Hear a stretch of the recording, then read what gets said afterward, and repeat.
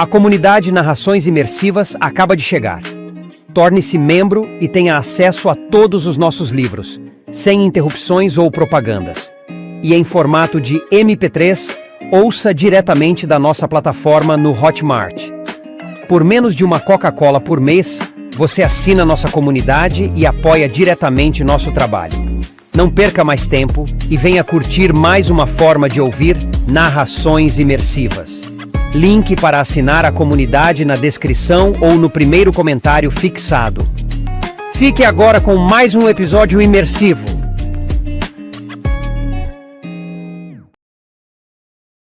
Saga Jogos Vorazes. A Esperança. Livro 3. De Suzanne Collins. Narrado por Andressa Baudet. 21. Isso significa que 2 solicitações pela morte de Pita foram feitas em menos de 1 hora. Deixe de ser ridículo, diz Jackson. Acabei de matar um membro do nosso esquadrão, grita Pita. Você o empurrou para longe de você. Não tinha como saber que ele acionaria a rede naquele ponto exato, diz Finnick, tentando acalmá-lo. Que diferença faz? Ele morreu, não foi? Lágrimas começam a escorrer pelo rosto de Pita. Eu não sabia. Eu nunca me vi desse jeito antes. Katniss tem razão. Sou um monstro. Sou um bestante. Snow me transformou numa arma. Isso não é culpa sua, Pita, diz Finnick. Vocês não podem me levar. É só uma questão de tempo até eu matar alguém novamente. Pita olha para nossos rostos imersos em pensamentos conflitantes. Talvez vocês achem que é mais gentil simplesmente me deixar em algum lugar. Permitir que eu assuma os riscos sozinho. Mas isso é a mesma coisa que me entregar à capital. Vocês acham que estariam me fazendo um favor me devolvendo a Snow? Pita. De volta às mãos de Snow. Torturado e flagelado até que nenhum pedaço de seu ser anterior tivesse condições de algum dia voltar a emergir. Por algum motivo, a última estrofe de A Árvore Forca começa a percorrer a minha mente. A estrofe em que o homem prefere que sua amante morra a ser obrigada a encarar as maldades que a esperam no mundo. Você vem, para a árvore. Usar um colar de corda e ficar ao meu lado. Coisas estranhas aconteceram aqui. Não mais estranho seria se nos encontrássemos à meia-noite na Árvore Forca. Eu mato você antes que isso aconteça, diz Gale. Prometo. Pita hesita como se estivesse avaliando a confiabilidade dessa oferta, e então balança a cabeça. Não me parece uma boa ideia. E se você não estiver presente para fazer isso? Quero uma daquelas pílulas de veneno como as que vocês todos têm. Pílulas cadeado. Há uma no acampamento, no compartimento especial na manga de meu traje de tordo, mas há uma outra no bolso da frente de meu uniforme. Interessante eles não terem separado uma para Pita. Talvez Coin tenha pensado que ele pudesse ingeri-la antes de ter a oportunidade de me matar. Não está claro se Pita quer dizer que se mataria agora para nos poupar da tarefa de matá-lo, ou apenas se a capital o levasse novamente preso. No estado em que ele se encontra, eu diria que a ação teria muito mais chances de ocorrer mais cedo do que mais tarde. Certamente isso tornaria tudo mais fácil para todos nós. Não sermos obrigados a dar um tiro nele. Certamente simplificaria o problema de lidar com seus rompantes homicidas. Não sei se são os casulos, ou o medo, ou ter visto Boggs morrer, mas sinto a arena ao meu redor. É como se eu jamais houvesse saído dela na realidade. Mais uma vez estou lutando não apenas pela minha própria sobrevivência, como também pela de Pita. Como Snow ficaria satisfeito, como ele se divertiria se conseguisse me fazer matar Pita. Se conseguisse colocar na minha consciência a morte de Pita pelo tempo que me resta de vida. Não tem a ver com você, digo. Estamos numa missão, e você é necessário nela. Olho para o restante do grupo. Vocês acham que a gente consegue encontrar comida por aqui? Além do kit médico e das câmeras, não temos nada além de uniformes e armas. Metade do grupo fica para vigiar Pita ou para acompanhar a transmissão de Snow, enquanto os outros vão à caça de alguma coisa para comer. Messala prova-se de extrema utilidade porque morou numa réplica quase perfeita deste apartamento e sabe onde seria mais provável as pessoas guardarem comida. Alerta-nos, por exemplo, para a existência de um local de estocagem escondido por um painel espelhado no quarto, ou para a facilidade de se retirar a tela de ventilação no corredor. Assim, embora os armários da cozinha estejam vazios, encontramos mais de 30 itens comestíveis enlatados e diversas caixas de biscoito. A estocagem desagrada aos soldados criados no 13. Isso por acaso não é ilegal? Diz Lee Gi-un. Muito pelo contrário. Na capital você seria considerado uma idiota se não fizesse isso, diz Messala. Mesmo antes do massacre quaternário, as pessoas já começavam a estocar suprimentos escassos. Enquanto outras pessoas não tinham nada, diz Lee Gi-un. Correto, diz Messala. É assim que funciona aqui. Ainda bem, ou então a gente não teria jantar, diz Gale. Cada um pega uma lata. Alguns de nosso grupo parecem relutantes em fazê-lo, mas esse é um método tão bom quanto qualquer outro. Eu realmente não estou no clima para dividir tudo em 11 partes proporcionais a considerações de idade, peso e desempenho físico. Mexo na pilha, prestes a escolher um ensopado de bacalhau quando Pita estende uma lata para mim. Aqui. Eu pego, sem saber o que esperar. No rótulo está escrito, cozido de cordeiro. Comprimo os lábios ao rememorar a chuva pingando através das pedras, minhas ineptas tentativas de paquera e o aroma do meu prato favorito no ar gelado da capital. Então, alguma parte disso tudo também deve ter permanecido na cabeça dele. O quanto estávamos felizes, o quanto estávamos esfomeados, o quanto estávamos próximos um do outro quando aquela cesta de piquenique chegou do lado de fora de nossa caverna. Obrigada. Abro a lata. Tem até ameixa seca. Entorto a tampa e uso-a como uma colher improvisada para levar um pouco do conteúdo até a boca. Agora este lugar também tem o mesmo sabor da arena. Estamos passando de mão em mão uma caixa de biscoitos finos com recheio de creme quando o sinal sonoro da TV retorna. A insígnia da capital se ilumina na tela e lá permanece enquanto o hino é executado. E então começam a mostrar imagens dos mortos, exatamente como faziam com os tributos na arena. Começam com os 4 rostos de nossa equipe de TV, seguidos de Boggs, Gale, Finnick, Pita e eu.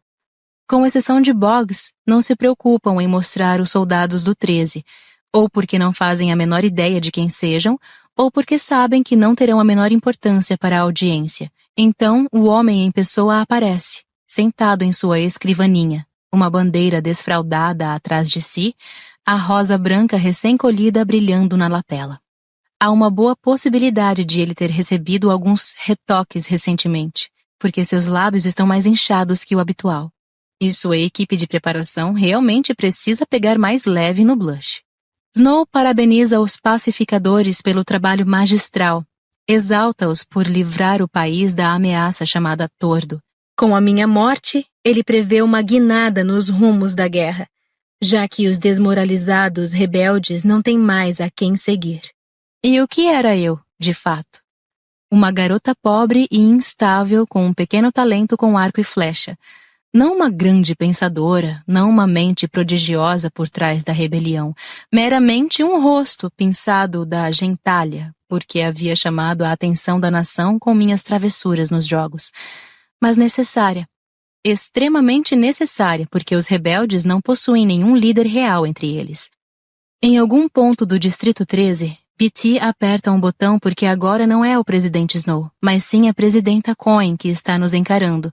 Ela se apresenta a Panem, identifica-se como a liderança dos rebeldes e então faz um discurso me enaltecendo. Glórias para a garota que sobreviveu à costura e aos jogos vorazes, e em seguida transformou um país de escravos num exército de combatentes pela liberdade. Viva ou morta, Katniss Everdeen continuará sendo a cara da rebelião. Se algum dia vocês vacilarem em sua determinação, pensem no Tordo, e nele vocês encontrarão a força de que necessitam para livrar Panem de seus opressores. Nossa, eu não fazia ideia do quanto ela gostava de mim. Digo, o que suscita uma risada de Gale e olhares questionadores da parte dos outros. Em seguida aparece uma fotografia minha tremendamente modificada com a aparência bela e firme e com chamas tremeluzindo atrás de mim. Nenhuma palavra, nenhum slogan. Meu rosto é tudo de que precisam agora. BT devolve as rédeas a um Snow bastante controlado. Tenho a sensação de que o presidente imaginava que o canal de emergência fosse impenetrável e de que alguém vai acabar morto hoje à noite por conta da brecha de segurança. Amanhã de manhã, quando retirarmos o corpo de Katniss Everdeen das cinzas, veremos exatamente quem é o tordo. Uma garota morta que não tem como salvar ninguém, nem a si própria. Insígnia, hino e fim. Só que você não vai encontrá-la, diz Finnick para a tela vazia, dando voz ao que todos provavelmente estamos pensando. O tempo extra que conquistamos será curto, assim que começarem a escavar aquele monte de cinzas e se darem conta de que faltam 11 corpos, chegarão à conclusão de que escapamos. Pelo menos vamos ter umas horas de vantagem, digo. De repente sinto-me extremamente cansada. Tudo o que quero é me deitar num daqueles sofisticados sofás verdes e dormir. Acomodar o corpo naquelas almofadas acolchoadas e desmaiar. Em vez disso, pego o olo e insisto para que Jackson me ensine os comandos mais básicos, que trata-se, na verdade, de inserir as coordenadas da interseção de grade do mapa mais próximo, de modo que eu possa, pelo menos, começar a operar a coisa sozinha. Como o olo projeta tudo o que nos cerca, sinto um aperto ainda maior no coração. Devemos estar chegando mais perto dos alvos cruciais porque o número de casulos aumentou consideravelmente. Como seremos capazes de avançar no interior desse buquê de luzes piscando sem sermos detectados? Não é possível. E se não é possível, estamos presos numa rede como pássaros. Decido que é melhor não adotar nenhuma espécie de atitude soberba enquanto estiver com estas pessoas. Principalmente com os meus olhos se dirigindo constantemente para aquele sofá verde. Então eu digo, alguma ideia? Por que a gente não começa excluindo possibilidades? Diz Finnick. A rua não é uma possibilidade. Os terraços são tão ruins quanto a rua, diz Ligue 1. Ainda podemos ter uma chance de sair daqui, de voltar para o local por onde entramos, diz Holmes, mas isso significaria o fracasso da missão. Uma pontada de culpa me atinge, já que fui eu mesma quem idealizou a tal missão. A intenção nunca foi todos nós seguirmos em frente. Vocês só tiveram o azar de estar comigo. Bom, esse é um ponto polêmico. Estamos com você agora, diz Jackson. Sendo assim, não podemos ficar aqui parados. Não podemos nos mover para cima, não podemos nos mover para os lados. Tenho a impressão que só nos resta uma opção. O subsolo, diz Gale. O subsolo, que eu odeio. Como Minas, túneis e o 13. O subsolo onde tenho pavor de morrer. O que é uma idiotice, porque mesmo que eu morra na superfície, a primeira coisa que vão fazer é me enterrar de um modo ou de outro. O olo consegue mostrar casulos no subsolo assim como no nível da rua. Percebo que quando descemos para o subsolo, as linhas limpas e confiáveis do plano da rua ficam entrelaçadas por uma confusão de túneis que serpenteiam em todas as direções, mas os casulos parecem menos numerosos lá embaixo.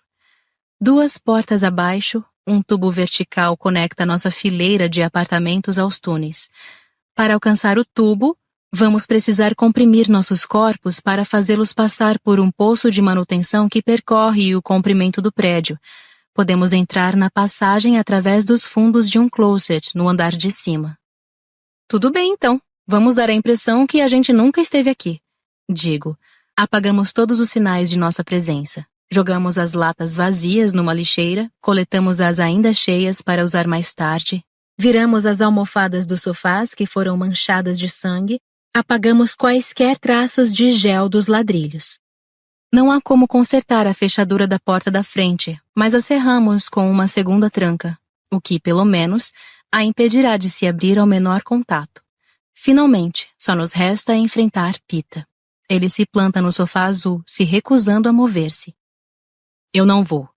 Se eu for, ou revelo a posição de vocês, ou acabo machucando mais alguém.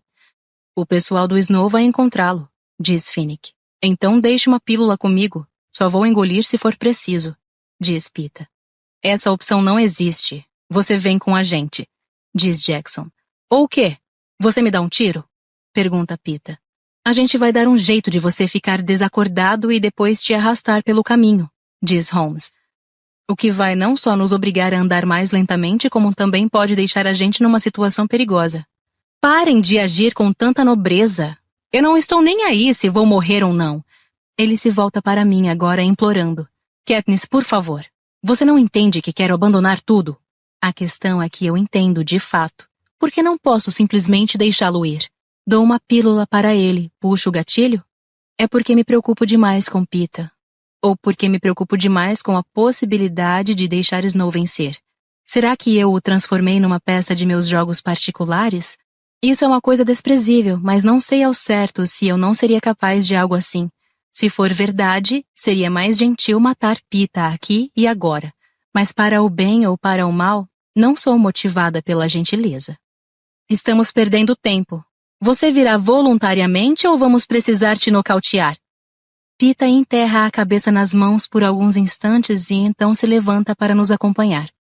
Tiramos as algemas dele? Pergunta Ligue 1. Não, rosna Pita trazendo as algemas para junto de si. Não, repito, mas quero ficar com a chave. Jackson a passa para mim sem dizer uma palavra. Deslizo-a para o bolso da calça, onde ela faz um clique ao se chocar com a pérola. Quando Holmes força a abertura da pequena porta de metal para o poço de manutenção, encontramos outro problema.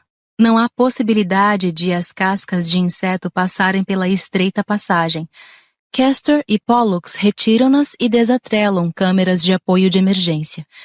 Cada uma tem o tamanho de uma caixa de sapato e provavelmente opera com o mesmo nível de qualidade. Messala não consegue imaginar nenhuma maneira melhor de esconder as volumosas cascas, de modo que acabamos jogando-as no closet. Deixar para trás uma pista fácil como aquela me frustra. Mas o que mais podemos fazer? Mesmo seguindo de um em um, segurando nossas mochilas e equipamentos pelos lados, a passagem é bastante apertada. Andamos de lado cuidadosamente até o primeiro apartamento e entramos no segundo. Nesse, um dos quartos tem uma porta onde se vê escrito serviço em vez de um banheiro. Atrás da porta está a sala com a entrada para o tubo. Messala franze a testa para a tampa larga e circular por um momento, retornando a seu próprio mundo extravagante. É por isso que ninguém quer a unidade do meio. Trabalhadores entrando e saindo o tempo todo, sem um segundo banheiro. Mas o aluguel é muito mais barato. Então ele nota a expressão descontraída no rosto de Finnick e acrescenta. Pouco importa. A tampa do tubo é fácil de abrir. Uma escada ampla com degraus emborrachados permite uma descida rápida e descomplicada em direção aos intestinos da cidade. Nos reunimos ao pé da escada, esperando nossos olhos se ajustarem às réstias de luz, respirando a mistura de produtos químicos, bolor e esgoto. Pollux, pálido e suado, se aproxima e agarra ao pulso de Castor, como se pudesse cair se não houvesse alguém para ampará-lo. Meu irmão trabalhou aqui embaixo depois que virou Avox, diz Castor. É claro, quem mais eles conseguiriam para cuidar da manutenção dessas passagens úmidas, mal cheirosas e cheias de casulos? Foram necessários 5 anos e muito dinheiro para conseguir levá-lo de volta à superfície. Ele não viu a luz do sol uma única vez nesse tempo todo. Em condições melhores, num dia com menos horrores e mais descanso, alguém certamente saberia o que dizer. Em vez disso, ficamos todos ali parados por um bom tempo tentando formular uma resposta. Finalmente, Pita vira-se para Pollux e diz: Bom, então você acabou de virar o nosso ativo mais precioso. Castor ri e Pollux consegue exibir um sorriso. Chegamos à metade do caminho no primeiro túnel quando percebo o que foi tão notável em relação à conversa. Pita soou como o antigo Pita, o que sempre era capaz de pensar na coisa certa a dizer quando ninguém mais conseguia. Irônico, incentivador, um pouquinho engraçado, mas não às custas de ninguém. Olho de relance para ele, caminhando atrás de mim sob o olhar atento de seus guardas, Gale e Jackson, olhos fixos no chão, ombros curvados para frente. Nenhum entusiasmo, mas naquele momento ele estava realmente ali. Pita definiu muito bem. Pollux acaba se provando mais valioso do que 10 olos. Há uma rede simples de amplos túneis que corresponde diretamente ao mapa da rua principal acima, subjacente às principais avenidas e cruzamentos. É chamado transferência, já que pequenos caminhões o utilizam para fazer entregas de mercadorias por toda a cidade. Durante o dia, seus muitos casulos são desativados, mas à noite o local é um campo minado. Entretanto, centenas de passagens adicionais, poços de serviço, linhas férreas e tubos de esgoto formam um labirinto de múltiplos níveis. Pollux conhece detalhes que acarretariam em desastres para um novato, como, por exemplo, quais plantas poderiam exigir o uso de máscaras de gás ou conter fios eletrificados ou ratazanas do tamanho de castores. Ele nos alerta para o fluxo de água que jorra periodicamente pelos esgotos, antecipa o momento em que os Avocs trocarão de turno, nos conduz ao interior de tubulações úmidas e obscuras para evitar a passagem quase silenciosa dos trens de carga. Mais importante de tudo, ele tem conhecimento das câmeras de TV. Não há muitas aqui neste lugar sombrio e enevoado, exceto na transferência, mas ficamos bem afastados delas. Sob a orientação de Pollux, percorremos o percurso em um bom tempo, um ótimo tempo se compararmos com a viagem na superfície. Depois de mais ou menos 6 horas, a fadiga toma conta do grupo. São 3 da madrugada, de modo que imagino que ainda tenhamos algumas horas antes de darem pela falta de nossos corpos, de fazerem uma busca pelas pilhas de entulho em todo o quarteirão de apartamento, caso tivéssemos tentado escapar através dos poços, e de a caçada ter início. Quando surgir uma pausa para descanso, Pollux acha uma pequena e aconchegante sala repleta de máquinas com várias manivelas e mostradores luminosos. Ele levanta os dedos para indicar que devemos sair de lá em 4 horas. Jackson estrutura uma programação para os turnos de vigilância e, como não estou no primeiro, encaixo o corpo no espaço exíguo entre Gale e Ligue 1 e durmo imediatamente. Parece que se passaram apenas alguns minutos quando Jackson me acorda e diz que é minha vez de montar guarda. São 6 horas, e daqui a 1 hora devemos partir. Jackson diz para eu comer uma lata de comida e ficar de olho em Pollux, que insistiu em montar guarda a noite inteira. Ele não consegue dormir. Eu me arrasto a um estado relativamente alerta, como uma lata de cozido de batata e feijão e me sento encostada na parede de frente para a porta. Pollux parece completamente desperto. Deve ter revivido aqueles 5 anos de aprisionamento a noite toda. Tiro o olo e consigo inserir nossas coordenadas na grade e escanear os túneis. Como esperado, mais casulos surgem à medida que nos aproximamos do centro da capital. Por um tempo, Pollux e eu mexemos no olo, vendo que armadilhas se encontram em quais locais. Quando minha cabeça começa a girar, entrego o aparelho a ele e me recosto na parede. Olho para os soldados adormecidos, para a equipe, para os amigos, e imagino quantos voltarão a ver o sol. Quando meus olhos fixam-se em Pita, cuja cabeça repousa bem ao lado dos meus pés, vejo que ele está acordado. Gostaria muito de poder interpretar o que está acontecendo na cabeça dele. Gostaria muito de poder entrar lá e desembaraçar a bagunça de mentiras, mas me conformo em fazer algo ao meu alcance. Você comeu? Pergunto. Um ligeiro balançar de cabeça indica que não. Abro uma lata de sopa de galinha e arroz e entrego a ele, mantendo a tampa comigo caso ele tente cortar os pulsos com ela ou algo assim. Ele se senta e entorta a lata, engolindo a sopa sem se importar realmente em mastigá-la. O fundo da lata reflete as luzes das máquinas, e lembro-me de algo que está na minha cabeça desde ontem. Pita, quando você perguntou o que aconteceu a Darius e Lavinia, e Boggs disse para você que aquilo era verdade, você disse que achava que era, porque não havia nada de grandioso naquilo. O que você quis dizer? Não sei exatamente como explicar, diz ele. No início tudo não passava de uma confusão total, agora consigo entender determinadas coisas. Acho que existe um padrão emergindo. As lembranças que eles alteraram com o veneno das teleguiadas possuem características bem estranhas, como se fossem intensas demais ou as imagens não fossem estáveis. Você lembra como foi quando a gente foi picado? As árvores se despedaçaram, havia gigantescas borboletas coloridas. Caí num fosso cheio de bolhas laranjas. Reflito sobre isso. Bolhas laranjas brilhantes. Certo, mas nada em relação a Darius ou Lavinia foi assim. Acho que ainda não tinham aplicado nenhum veneno em mim, diz ele. Bom, isso é uma coisa boa, não é? Pergunto. Se você consegue separar as duas experiências, então consegue distinguir qual é a verdadeira. Sim. E se eu conseguisse criar asas, poderia voar. Só que as pessoas não conseguem criar asas, diz ele. Verdadeiro ou falso? Verdadeiro, digo. Mas as pessoas não precisam de asas para sobreviver. Todos precisam. Ele termina a sopa e devolve a lata para mim. Na luz fluorescente, os círculos embaixo dos olhos dele parecem hematomas. Ainda dá tempo. Você devia dormir.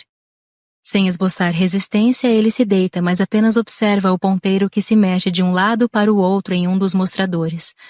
Lentamente, como eu faria com um animal ferido, estico a mão e acaricio alguns fios de cabelo em sua testa. Ele fica paralisado diante de meu toque, mas não o rechaça. Então continuo acariciando delicadamente os cabelos dele. É a primeira vez que o toco voluntariamente desde a última arena. Você ainda está tentando me proteger. Verdadeiro ou falso? Sussurra ele. Verdadeiro. Respondo. A resposta parece requerer mais explicações. Porque isso é o que você e eu fazemos. Protegemos um ao outro. Depois de mais ou menos 1 minuto, ele cai no sono. Pouco antes das 7, Pollux e eu nos juntamos aos outros para acordá-los, aos costumeiros bocejos e suspiros que acompanham o despertar. Mas meus ouvidos também estão captando uma outra coisa, quase um sibilo. Talvez seja apenas vapor escapando de uma bomba d'água ou o barulho distante de um dos trens. Peço ao grupo para ficar em silêncio para conseguir ouvir melhor. Há um sibilo, sim, mas não é um som contínuo. Parecem mais múltiplas exalações que formam palavras. Uma única palavra, ecoando através dos túneis. Uma palavra. Um nome. Repetido inúmeras vezes. Katniss.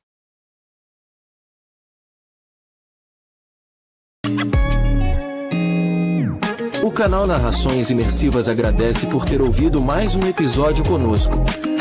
Acompanhe nossa página no Instagram e fique por dentro de todas as novidades do canal. E se você vê valor nesse projeto, considere apoiá-lo. Faça parte da nossa comunidade no Hotmart. Até a próxima com mais uma narração imersiva.